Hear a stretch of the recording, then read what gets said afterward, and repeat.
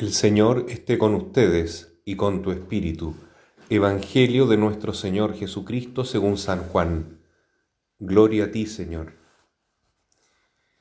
A la hora de pasar de este mundo al Padre, Jesús dijo a sus discípulos: Yo soy la verdadera vid y mi Padre es el viñador. Él corta todos mis sarmientos que no dan fruto. Al que da fruto, lo poda para que dé más todavía. Ustedes ya están limpios por la palabra que yo les anuncié. Permanezcan en mí como yo permanezco en ustedes. Así como el sarmiento no puede dar fruto si no permanece en la vid, tampoco ustedes si no permanecen en mí. Yo soy la vid, ustedes los sarmientos. El que permanece en mí y yo en él da mucho fruto, porque separados de mí nada pueden hacer. Pero el que no permanece en mí es como el sarmiento que se tira y se seca. Después se recoge, se arroja al fuego y arde. Si ustedes permanecen en mí y mis palabras permanecen en ustedes, pidan lo que quieran y lo obtendrán. La gloria de mi Padre consiste en que ustedes den fruto abundante y así sean mis discípulos. Palabra del Señor. Gloria y honor a ti, Señor Jesús. Qué hermosa es esta palabra para celebrar hoy, 13 de mayo, el día de Nuestra Señora de Fátima, esta Virgen Santísima que es la compañera perfecta de Jesús en la redención de la humanidad, hasta tal punto que creemos que algún día ella va a ser honrada en la Iglesia con un nuevo dogma mariano, el dogma de la corredentora, de la medianera de todas las gracias y de la abogada ante Jesucristo. Esto se refiere a la frase que dice Jesús: si ustedes permanecen en mí, darán frutos. Si ustedes permanecen en mí, podrán pedir al Padre lo que quieran y todo lo obtendrán. Y en ese sentido, la Santísima Virgen todo lo obtiene cuando le pide a Jesús, desde su corazón inmaculado, que permanece, que está injertado de manera perfectísima en el corazón sagrado de Jesús. Por eso ella es la omnipotencia suplicante, es nuestra mejor abogada ante Jesús. Ella intercede por nosotros y todo lo que le pide a Jesús lo obtiene. De hecho, el primer milagro que Jesús realiza en su vida es a pedido de su propia madre: Hijo, no tienen vino. Y en esa misma lectura de Juan capítulo 2, la Virgen se dirige también a nosotros y nos dice: hijos, hagan todo lo que Jesús, mi Hijo, les diga.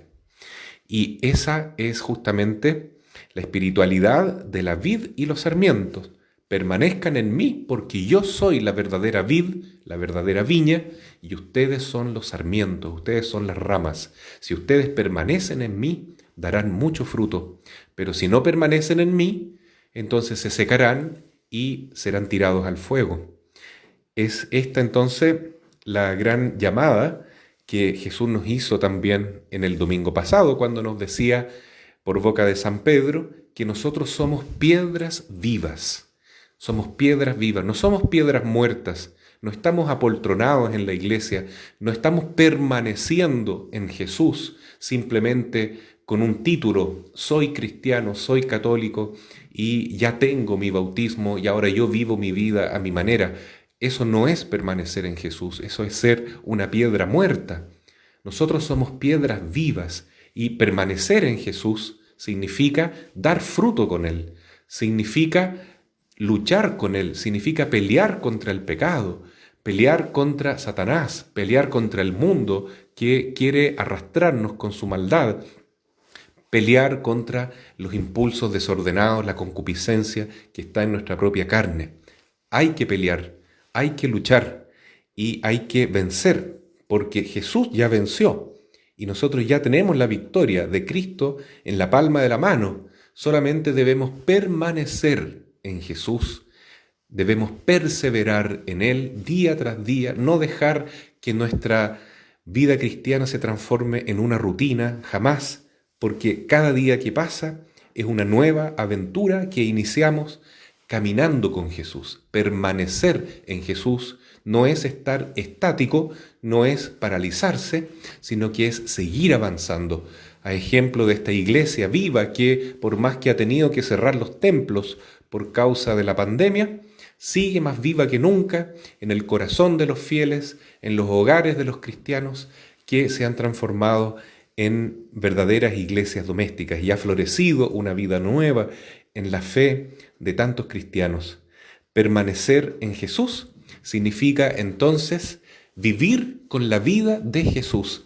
Y en este día de la Virgen de Fátima, quien mejor nos muestra este ejemplo es nuestra Madre Santísima. Ella es la que está más unida a Jesús. De tal modo que, como decía San Luis María Griñón de Montfort, es más fácil separar la luz del sol que a Cristo de María.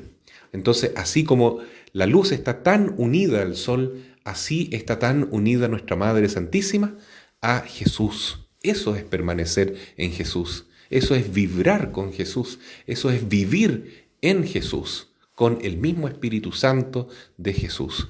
Entonces, queridos hermanos, por eso el Señor dice: pidan lo que quieran, porque si ustedes permanecen en mí, todo lo tendrán. Es casi una característica divina, porque podemos pedir todo, podemos ser como María, omnipotentes en el amor. Y esa es una participación en esta capacidad que tiene Dios de dar todo lo que quiera, de ser el Señor de la historia. Muy diferente a la propuesta de divinización que hace Satanás a Adán y Eva. Ustedes, si comen el fruto prohibido, serán como dioses porque podrán hacer lo que quieran. Pero lamentablemente eso significa estar sometido a la acción y al dominio satánico de la mentira, porque el diablo es el príncipe de la mentira. Todo lo que es verdad para el diablo es mentira para Dios, y todo lo que es verdad para Dios es mentira para el diablo. Entonces, si Jesús nos dice permaneced en mí, es porque el amor, la caridad, es lo que realmente vale la pena. En cambio, para el enemigo, el amor no vale la pena. El amor es una tontería, es una pérdida de tiempo, es una cosa que simplemente es característica de los débiles. No, permanecer en Jesús es caminar con Jesús y dar esta pelea, ir contra la corriente, subir este monte, este calvario que cada uno tiene, que significa muchas veces ir contra lo establecido, contra lo políticamente correcto y decir la verdad y actuar muchas veces contra el propio impulso para vivir la generosidad, por ejemplo, para vivir la humildad mordiéndose la lengua y no diciendo algo de lo cual me voy a arrepentir, para vivir con el corazón, con el sentimiento de Jesús día a día, para dar fruto justamente de amor, de fe, de esperanza, de humildad, a ejemplo de María. Las personas que creen en la magia, que creen en esta mentira satánica de la superstición, de el destino, por ejemplo, ¿no? El tarot, que indica lo que va a suceder después, como si el destino ya estuviera predeterminado. Eso es una mentira enorme que el diablo está metiendo en la mentalidad de los brujos y de la gente que cree en estas tonterías. Hoy la Virgen de Fátima nos dice: no existe el destino. El destino no está validándose a sí mismo. El destino, la historia, lo que va a ocurrir después está en las manos de Dios. Dios tiene en sus manos el futuro, el presente y el pasado de nuestra existencia, de nuestro mundo y de nuestra historia. Y aunque Dios, nuestro Padre Celestial, respeta profundamente la libertad del hombre y muchas veces las equivocaciones, los pecados, los errores van contra sus planes divinos, sin embargo, hermanos, siempre Dios se las arregla para sacar un bien de un mal que se ha cometido y llevar la historia de nuevo por el rumbo que debe tener, que es la salvación definitiva de todos aquellos que están llamados a permanecer en Jesús. Entonces, hoy día la Virgen de Fátima nos dice: ánimo, hijos míos, estoy con ustedes, no se desanimen. Y como le dijo a Jacinta, a Lucía y a Francisco en 1917, hoy también nos repite: oración y penitencia, con el Santo Rosario en la mano, con sacrificio, con la voluntad de ser fiel a Jesús, de caminar siempre con Él, de permanecer unidos a su corazón siempre.